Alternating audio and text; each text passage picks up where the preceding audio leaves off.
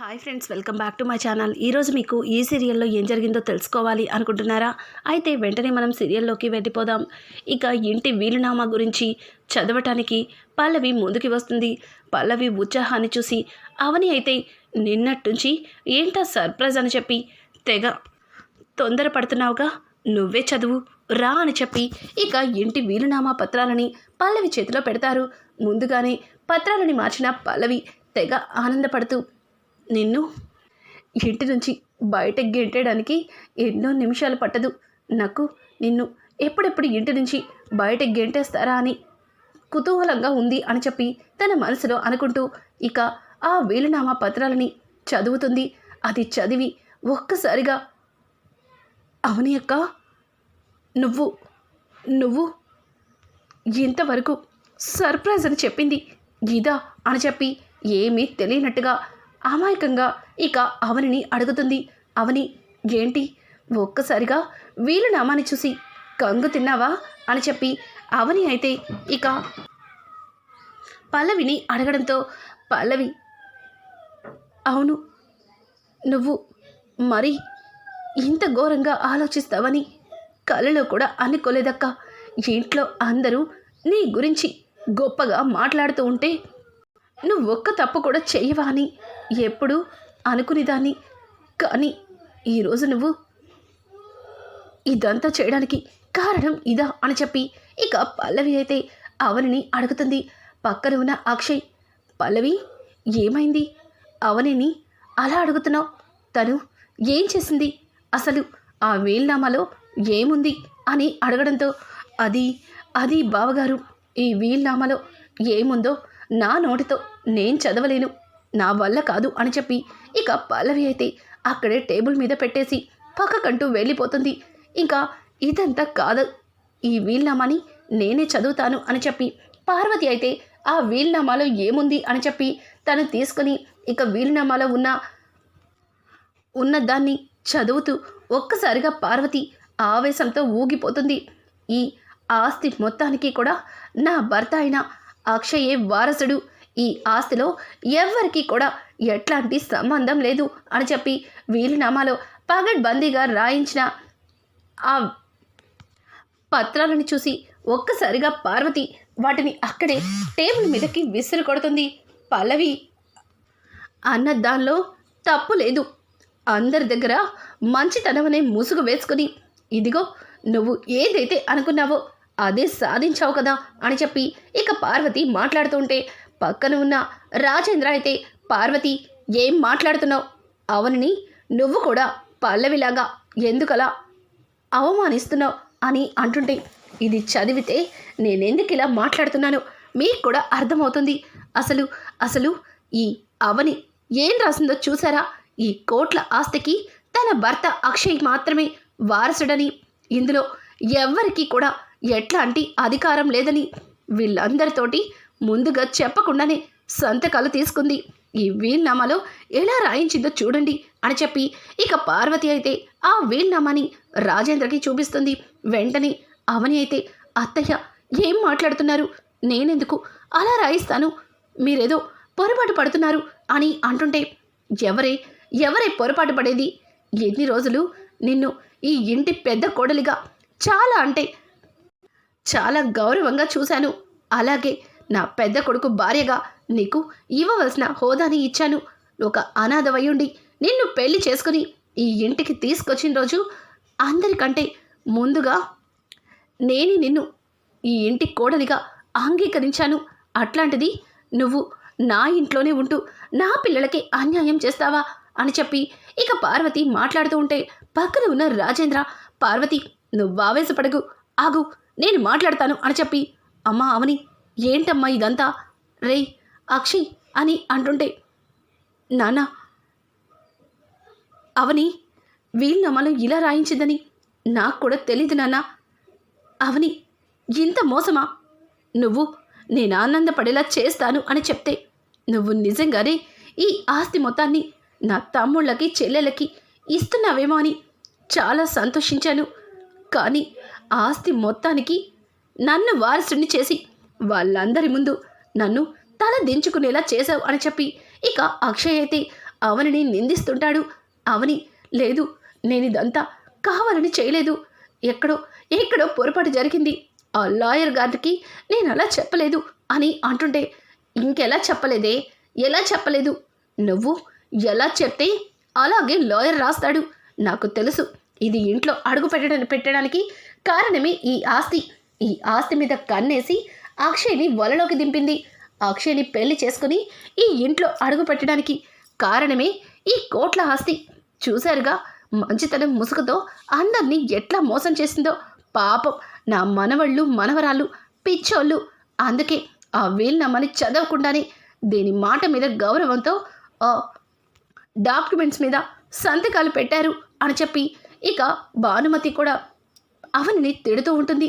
అవని లేదు లేదు అమ్మమ్మ గారు, నేను ఏ తప్పు చెయ్యలేదు, ఏదో ఏదో పొరపాటు జరిగింది, నేను లాయర్ గారికి అలా చెప్పలేదు, ఆయనే కావాలని ఇట్లా డాక్యుమెంట్స్ని రాసి ఇచ్చారు, ఇదంతా నేను చేసింది కాదు అని చెప్పి అవని మాట్లాడుతూ ఉంటే అవని మాటలకి ఇక భానుమతి అయితే, ఏంటి నువ్వేం చెప్పకుండానే లాయరే డాక్యుమెంట్స్ని మార్చిచ్చాడా?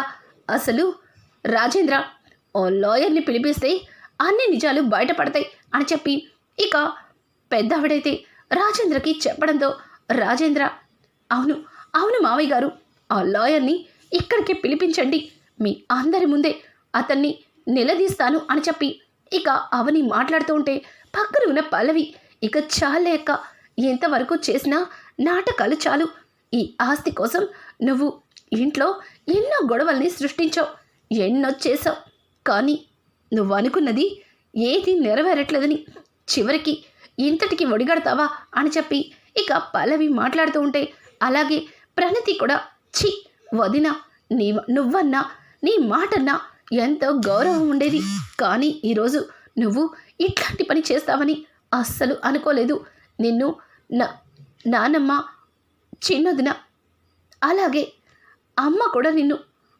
అనుమానిస్తే వాళ్ళకి నీ గురించి తెలియక అలా తప్పుగా మాట్లాడుతున్నారని నేను భ్రమపడ్డాను, కానీ వాళ్ళన్న మాటలన్నీ నిజమని నువ్వు ఇప్పుడే రుజువు చేసావు అని చెప్పి ఇక ప్రణతి కూడా మాట్లాడుతుంది. అలాగే కమల్ కూడా, వదిన, మీరు అమ్మ తర్వాత అమ్మలాగా అనుకున్నాను, అన్నయ్యకి ఇంత మంచి వదిన దొరికిందని ఎంతగానో సంతోషించాను, ఈ ప్రేమ అలాగే ఈ ఆప్యాయత అంతా కూడా ఈ ఆస్తి కోసమా అని చెప్పి కమల్ ముందుకి వచ్చి ఇంకా శ్రీకర్ ముందుకి వచ్చి ఇంకా అవనిని నిలదీస్తూ ఉంటాడు. ఇదంతా చూస్తున్న పల్లవి అయితే తెగ సంబరపడిపోతుంది. జరిగిందంతా చూస్తూ కమల్ అయితే తట్టుకోలేకపోతాడు. అవనిని ఏమీ అనలేక అక్కడి నుంచి ఇక తన గదిలోకైతే వెళ్ళిపోతాడు. కమల్ అలా వెళ్ళిపోవడం చూసి పల్లవి తనలో తను నవ్వుకుంటూ ఒక్కసారిగా కమల్ బాబుకి గుండె పగిలినట్టుంది. కన్నతల్లిలాగా చూసుకుని అవని అక్క ఇంట్లాంటి తప్పు చేసిందని కమల్ బావ పాపం చాలా బాధపడుతున్నట్టున్నాడు.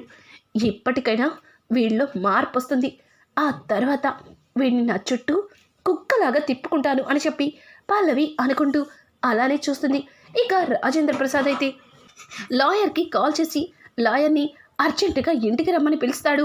ఇక లాయర్ అయితే అలాగే అక్కడికి రావడంతో లాయర్ని చూసిన అవని ఆ డాక్యుమెంట్స్ని తీసుకుని, లాయర్ గారు, అసలు మీకేం చెప్పాను, మీరు ఇందులో ఏం రాశారు అని అంటుంటే, అదేంటమ్మా అలా మాట్లాడుతున్నావు, నువ్వేం చెప్పావో అదే కదా రాశాను అని అంటుంటే, లేదు నేను చెప్పింది ఇది కాదు, మీరు డాక్యుమెంట్స్ని మార్చి రాశారు అని అంటుంటే, చూడమ్మా, డాక్యుమెంట్స్ని మార్చి రాస్తే నాకేం వస్తుంది చెప్పు, అయినా నేను రాజేంద్ర ప్రసాద్ గారి ఫ్యామిలీ లాయర్ని, గత కొద్ది సంవత్సరాలుగా ఆయన దగ్గర నమ్మకంగా పనిచేస్తున్న లాయర్ని, నన్నే తప్పు పడతావా అని అంటుంటే ఇక భానుమతి, చూడండి లాయర్ గారు, అసలు ఆ డాక్యుమెంట్స్లో ఏం రాశారో మీకు తెలుసా, అసలు ఈ అవని మీకేం చెప్పిందని అలా రాశారు అని అంటుంటే, అమ్మా నమస్కారం, నేను అప్పటికి చెబుతానే ఉన్నాను, ఆస్తి మొత్తాన్ని తన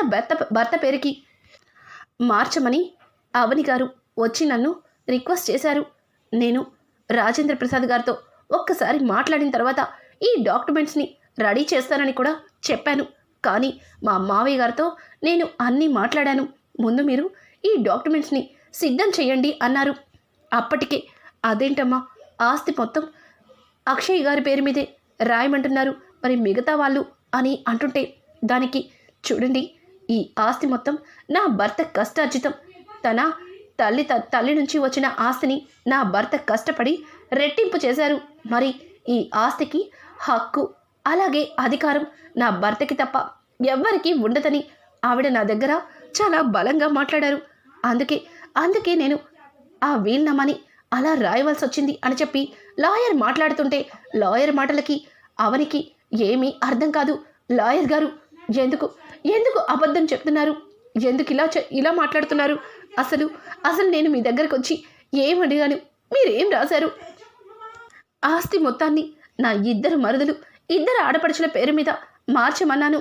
మీరు నా భర్త గురించి అడిగినప్పుడు ఆయన బిజినెస్ తెలిసిన వారు, ఎలా అయినా మేము బ్రతుకుతామని మీతో మాట్లాడాను.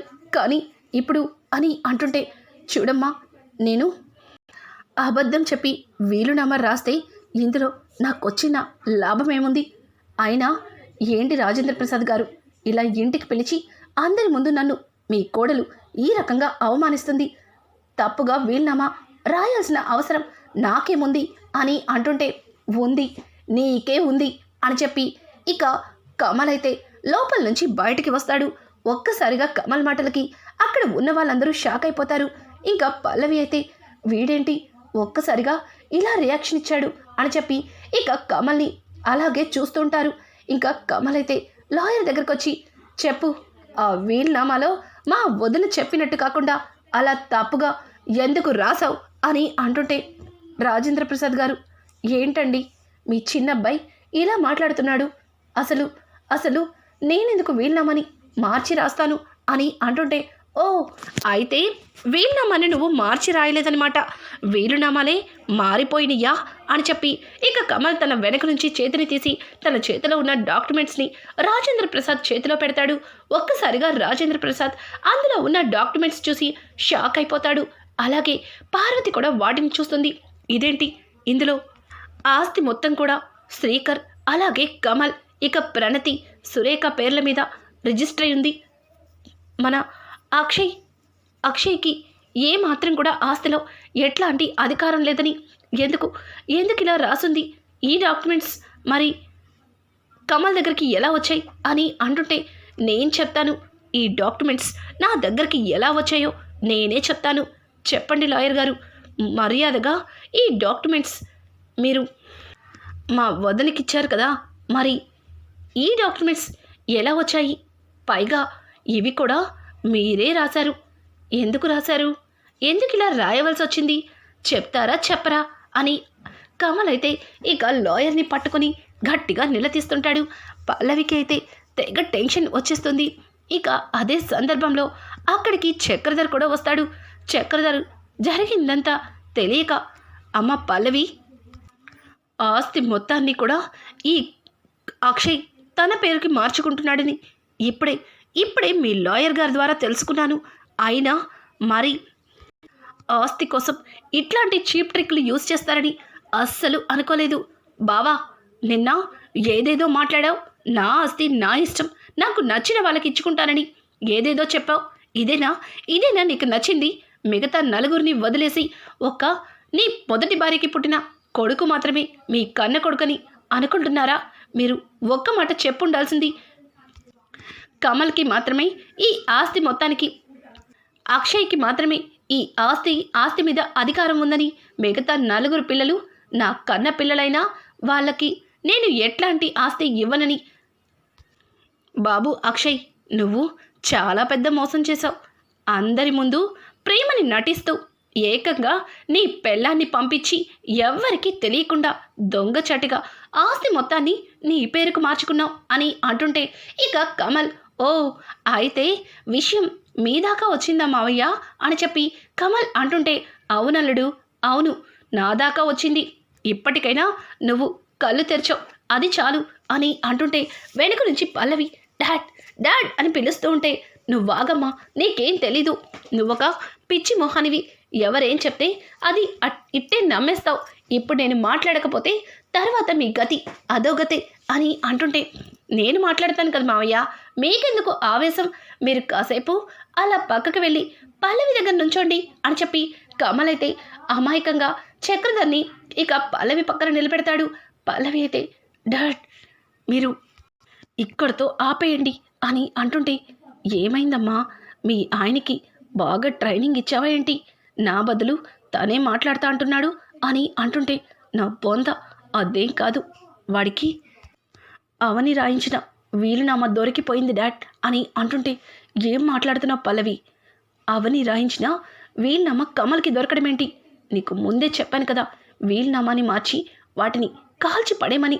మరి వాటినెందుకు కమల్కి దొరికేలా పెట్టావు అని అంటుంటే, నాకేం తెలుసు వాడు ఆ వీలునామాని చూసేస్తాడని. ఇప్పుడు ఈ లాయర్ అందరి ముందు నిజం చెప్తే తరువాత అవని కాదు, ఈ ఇంటి నుంచి నేను అడుగు తీసి బయట పెట్టాల్సి ఉంటుంది అని చెప్పి ఇంకా పల్లవి మాట్లాడుతూ ఉంటే, ఇంతలో కమల్, ఏంటి పల్లవి, నేను మాట్లాడుతుంటే మీరిద్దరూ ఎందుకలా గుసగుసలాడుతున్నారు? లాయర్ గారు, మీరు నిజం చెప్తారా, లేకపోతే మా అన్నయ్యని మా అన్నయ్యలిద్దరినీ కూడా పిలిపించమంటావా అని ఇక లాయర్ని అడుగుతుంటే, లాయర్ తడబడుతూ భయపడుతూ ఉంటాడు. ఇంతలో అక్షయ్ అలాగే శ్రీకర్ కూడా ముందుకి వచ్చి, చెప్పండి లాయర్ గారు, ఎందుకు ఇలా వీలునామాల్ని 2 రకాలుగా రాశారు, చెప్తారా లేదా అని అడగడంతో, అది అని చెప్పి ఇక లాయర్ తడబడుతూ ఉంటే, నేను చెప్తానన్నయ్యా, ఈ లాయర్ ఇదంతా ఎందుకు చేశాడో నాకు బాగా అర్థమైంది. వీటిని ఎవరు రెడీ చేయించారో కూడా అర్థమవుతుంది. అమ్మ పల్లవి అని పల్లవినైతే చాలా ఆప్యాయంగా పిలుస్తాడు. ఒక్కసారిగా పల్లవి భయపడుతూ కమల్ బావా అని చెప్పి తడబడుతూ ముందుకు వస్తుంది. ఇక కమల్ అయితే ఆవేశంగా పల్లవి చెంప పగల కొడతాడు. వెంటనే పెద్దావిడ ముందుకొచ్చి, రే కమల్, కడుపుతో ఉన్నదాన్ని కొట్టడమేంట్రా అని అంటుంటే, ఇంకొక మాట మాట్లాడితే నిన్ను నానమ్మని కూడా చూడను, నిన్ను కూడా దాని పక్కనే నిలబెట్టి కొడతాను అని చెప్పి ఇంకా కమల్ అంటుంటే, వెంటనే పెద్దావిడ నోరు మూస్తుంది. రాజేంద్ర ప్రసాద్, రే కమల్, ఏమైందిరా, ఏం చేస్తున్నావురా అని అంటుంటే, నాన్న అసలు ఏం జరిగిందంటే, వదిన వాళ్ళకి ఈ ఆస్తిలో చిల్లి గవ్వ కూడా వద్దని ఇదిగో మా నలుగురికి వీలునామాని రాయించి దేవుడి దగ్గర పెట్టి పూజ చేసింది. కానీ నా భార్య పల్లవి వాటిని మార్చి వదిన్ని మీ అందరి ముందు అవమానించి ఒక తప్పుడు మనిషిలాగా నిలబెట్టింది అని చెప్పడంతో ఒక్కసారిగా రాజేంద్ర ప్రసాద్ అయితే పల్లవి వైపు చూస్తాడు. అలాగే చక్రధర్ చెయ్యి కూడా ఇందులో కలిసిందని చక్రధర్ని కూడా కోపంగా చూస్తాడు. నా కొడుకు ఈ ఇంటి కోసం, ఈ కుటుంబం కోసం ఎంతలాగా కష్టపడ్డాడో, అలాగే నా కోడలు ఈ ఇంట్లో గొడవల్ని సద్దు మనకిలా చేయడానికి తను ఏదో ప్రయత్నం చేస్తే తన మీదే ఇంత నింద పడేలా చేస్తావా అని చెప్పి ఇక రాజేంద్ర అయితే పల్లవిని నిలదీస్తూ ఉంటే, అక్షయ్, నాన్న ఆగండి, నా వల్ల కాదు, నా వల్ల అవని వల్ల మీరెవ్వరూ గొడవ పడకూడదు, మీరందరూ సంతోషంగా ఉండాలి. అవని తీసుకున్న నిర్ణయం మీరందరూ పాటిస్తారని మీరు ఈ అగ్రిమెంట్ మీద సంతకం పెట్టారు. చూడండి, ఇక నుంచి ఈ ఆస్తి శ్రీకర్, అలాగే కమల్, ప్రణతి, సురేఖలది. ఇక ఈ ఆస్తిలో నాకు ఎట్లాంటి భాగము లేదు. అలాగే నేను ఈ ఇంటికి కొడుకుని కూడా కాదని అర్థమైంది కదా అని అంటుంటే, రే అక్షయ్, ఏం మాట్లాడుతున్నావురా, నువ్వు ఇంటికి కొడుకువి కాకపోవడం ఏంటి అని అంటుంటే, నాన్న, మీరు నాకు కన్న తండ్రే, కానీ నా కన్న తల్లి లేదు కదా. నా భార్య చెప్పినట్టు నాకు బిజినెస్లో మంచి అవగాహన ఉంది. ఇట్లాంటి ఆస్తిని సంపాదించుకోవడానికి నాకెంతో సమయం పట్టదు. నా వల్ల మీరందరూ గొడవలు పడ్డం నాకు ఇష్టం లేదు. మీరందరూ సంతోషంగా ఉండాలి. అలాగే అవని ఏ తప్పు చేయలేదని మీకు తెలిసింది. అలాగే ఈ ఆస్తి కోసం నేను ఎవరిని మోసం చేయట్లేదని కూడా కొందరికి అర్థమవుతుంది కదా. ఇక ఈ ఆస్తిని తమ్ముళ్ళకిచ్చి నేను అవని ఆరాధ్య ఈ ఇంటి నుంచి వెళ్ళిపోవాలి అనుకుంటున్నాం. దయచేసి మమ్మల్ని ఆపడానికి ఎవరూ ప్రయత్నించొద్దు అని చెప్పి ఇక అక్షయ్ అయితే ఆస్తిని తన తమ్ముళ్ళు చెల్లెళ్ళ చేతిలో పెట్టి తను పల్లవిని తీసుకుని ఆరాధ్యతో ఇంటి నుంచి అడుగు బయట పెట్టబోతాడు. ఇక రానున్న ఎపిసోడ్స్లో ఈ కథ ఎటువైపు మలుపు తిరగబోతుంది, ఇంటి నుంచి బయటపడ్డ అక్షయ్ అవనిలు ఎట్లాంటి కష్టాలు పడబోతున్నారు, ఇట్లాంటి లేటెస్ట్ ఎపిసోడ్స్ మరిన్ని కావాలి అనుకుంటే మా ఛానల్ని సబ్స్క్రైబ్ చేసుకోవడం మాత్రం మర్చిపోకండి. Thanks for watching. Hi friends, welcome back to my channel. ఈరోజు మీకు ఈ సీరియల్లో ఏం జరిగిందో